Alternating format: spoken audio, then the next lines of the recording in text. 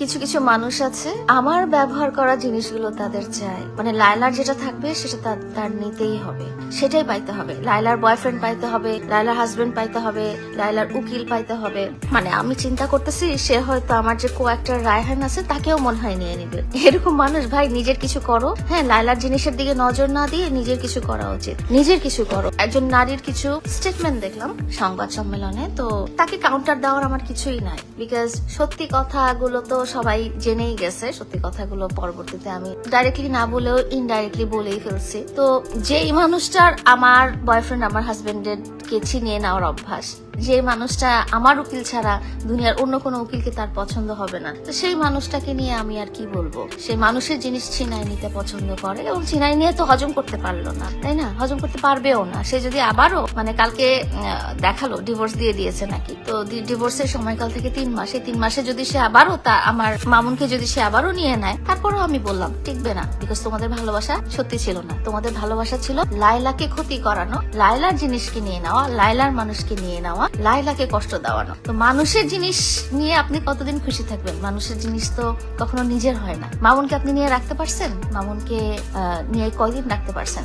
এটা আল্লাহ তাআলারই বিচার যে বিয়ের 4 দিনের পর থেকে কোন সংসারে আগুন লাগে, যেখানে আমি তো হাতই ঢুকাই নাই, আমি তো যাইই নাই, আমি তো তাদের মধ্যেই নাই।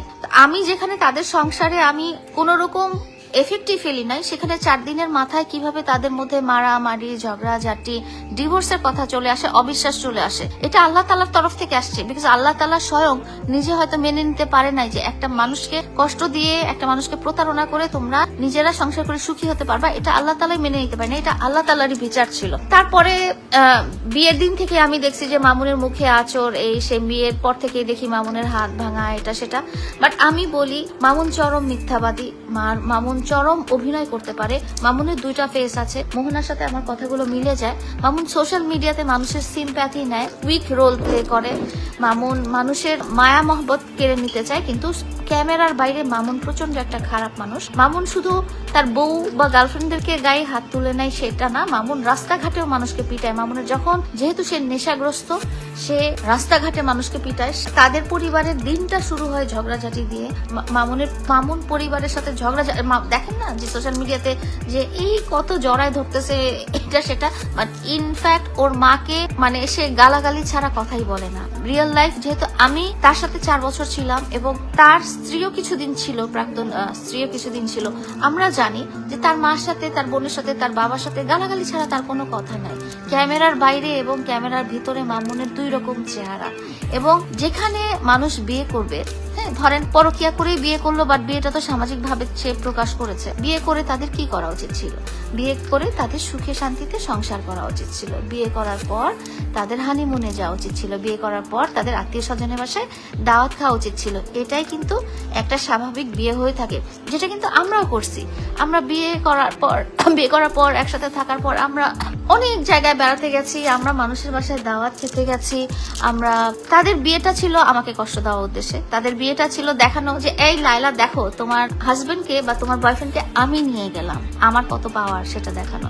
তো সেটা দেখে আসলে কোনো লাভ নাই, কেউ আসলে আলটিমেটলি সুখী হতে পারে নাই। এবং তাদের মধ্যে যে পরিমাণ মারামারি হতো, আমাকে একজন প্রত্যক্ষদর্শী বলছে যে কোনো টাইমে মার্ডার হয়ে যাইতে পারে, মানে এই পরিমাণ মারামারি হতো। এবং মোহনাকে মামুন যে পরিমাণ অত্যাচার করেছে, আনবিলিভেবল। এটা মানে কোনো সুস্থ মস্তিষ্কের মানুষ এই জিনিস করতে পারে না। আর মামুন যে বলে মোহনা তোমাকে ভালোবাসি, মোহনার জন্মদিন, এটা সেটা, এগুলো সব মামুনের নাটক।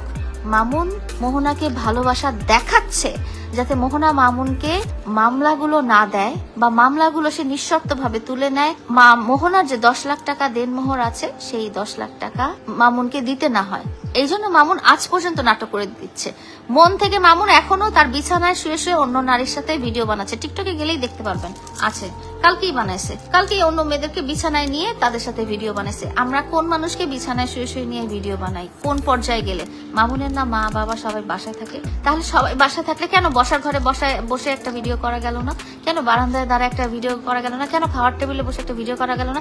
কেন মামুনের বিছানায় বসে একটা নারীকে নিয়ে কালকে ভিডিও বানাইতে হবে টিকটকে। তো মামুন আসলে কখনো শুধরাবে না, মামুন সবসময় নিকৃষ্ট থাকবে।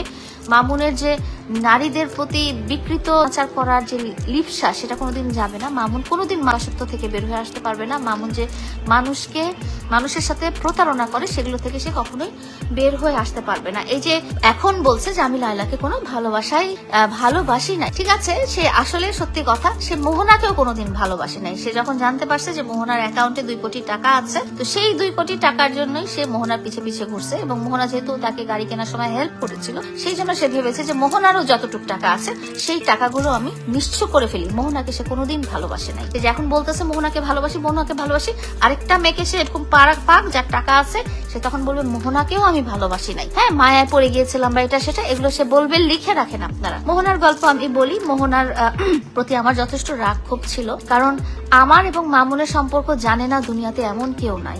এত কিছু জানার পরও মামুনের সাথে লিভ টুগেদার করছে, তাকে তো আমি ভালো বলবো না। যেসব নারী মামুন আমার বাসা থেকে চলে যাওয়ার পরে যেসব নারী মামুনের সাথে বিছানায় গিয়েছিল, শারীরিক সম্পর্ক করেছিল, তার মধ্যে অনেক ফেমাস টিকটকাররা আছে বা কন্টেন্ট ক্রিয়েটার আছে বা ব্যবসায়ী মেয়েরা আছে, তাদেরকেও আমি কখনো ভালো বলবো না। কারণ মামুনের সাথে আমার সম্পর্ক এখনো লিগালি শেষ হয়ে যায় নাই। সেটা লিগালি শেষ হওয়া পর্যন্ত তোমরা অপেক্ষা করতে পারতা, আর আমরা চিল্লায় বলার পরও তোমরা আমার কথা শুনো নাই, তোমরা মামুনের কথা শুনে গেছো। যেই একটা কথা তোমরা বিশ্বাস করবা, যে যেই মানুষটার নামে এতগুলো মামলা রয়েছে এবং এতগুলো মামলা প্রমাণিত হয়েছে, চার্জশিট এসেছে, সে তো অবশ্যই দোষী। পৃথিবীতে কোটি কোটি উকিল থাকার পরও আপনি আমার উকিলের কাছে গেছেন কেন?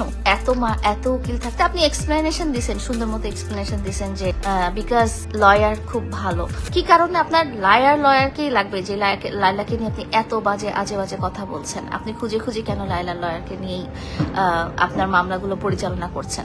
তার পিছনে যুক্তিও দেখিয়েছেন। তারপর আমার মনে হচ্ছে যে আমার জিনিসের প্রতি আপনার বিশেষ লোভ আছে। মানে যে আমি টেনশন করতেছি যে দেখা যাবে কি যে আমার জিনিস যেহেতু তার এত বেশি ভালো লাগে, সে হয়তো আমার যে কো অ্যাক্টর আছে রায়হান, তাকেও হয়তো সে নিয়ে যাবে কো অ্যাক্টর হিসেবে। কিন্তু আমার কথা হচ্ছে ওই মহিলা এবং ওই পুরুষ যখন আমার বয়সে আসবে তখন তারা কি অবস্থায় থাকবে, আমি সেটা দেখার জন্য বেঁচে থাকবো। সত্যি কথা, আমি সেটা দেখার জন্য বসে থাকবো। মামুনের প্রাক্তন স্ত্রী, আমি গতকালকেও লাইভে আপনাদেরকে বলেছিলাম, মামুনের প্রাক্তন স্ত্রী উনি গণমাধ্যমে কিছু বক্তব্য দিয়েছেন। সো আমারও কিছু বলার আছে আমার এন্ড থেকে। প্রথম কথা হচ্ছে যে আমি কখনোই তার সাথে কোন রকম যোগাযোগ করিনি, কোনোদিনও না। যখন আমি জানতে পেরেছি যে তারা বিয়ে করে ফেলেছে, উনি একটা কথা বারবার বলছে, আমি যদি মামুনের প্রথম স্ত্রী হই তাহলে আমি কেন তার নামে, মানে মহিলার নামে কেন মামলা দিলাম না? প্রথম কথা হচ্ছে যে আমি মামলা দিতেই পারি, মামলা যে কোনো মানুষ দিতেই পারে, যে কেন আপনি আমার বিবাহিত স্বামীর সাথে পরকিয়া করে একসাথে লিভ টুগেদার করে আপনি বিয়ে করেছেন আমার অনুমতি ছাড়া, এই মামলাটা আমি দিতেই পারি। কিন্তু আমার তো পৃথিবীর সবাইকে কষ্ট দিয়ে লাভ নাই। আপনি যে কাজটা করছেন সেটার বিচার আল্লাহ তাআলা করে দিছে। 4 মাসও আপনার বিয়ে টিকাতে পারেন নাই, আপনি 1 বছর আপনার সম্পর্ক টিকাতে পারেন নাই। আমি যাই করি, আমি মামুনের সাথে 4টা বছর ছিলাম, আমি যেটাই করি, হ্যাঁ আমার কাগজ ভুয়া হোক, আমার কাগজ সঠিক হোক। আমি কিছুদিন আগে নাসির তামিমার একটা মামলা রায় শুনেছি, সেখানে যেটা বলেছে সেটা হচ্ছে হাজবেন্ড ওয়াইফের মধ্যে কাগজটা বা কাবিনটা বড় ফ্যাক্টর না, হাজবেন্ড ওয়াইফের মধ্যে পারস্পরিক যে কন্ডাক্ট, একজন আরেকজনের প্রতি যে আচরণ, সেটাই কিন্তু বড় ফ্যাক্টর। 4 বছর আমরা একই ছাদের নিচে একই বাসায় হাজবেন্ড ওয়াইফের মতো ছিলাম, এই কন্ডাক্টটাই কিন্তু বড় কথা। আমাকে সে ভুয়া কাগজ দেখিয়ে তার স্ত্রী রূপে পরিচয় দিয়েছে সমাজের কাছে, বা আমি তো জানছি না যেটা ভুয়া কাগজ, আমি তো জানছি কাবিননামা সত্যি। আমার এখানে আপনারা 3000 দর্শক আছেন, আপনাদেরকে আমি বলি, আপনাদের মধ্যে কতজন কাবিননামাটা নিয়ে কাজী অফিসে যান জাস্টিফাই করার জন্য? আমি শিওর একটা মানুষও জান না। আমার এখানে যে 3000 দর্শক আছেন, আমি বলতে চাই আপনাদের মধ্যে অনেকে কাবিননামাটাই তুলেন না। আমাদের কাবিননামাটাই তোলা হয়নি।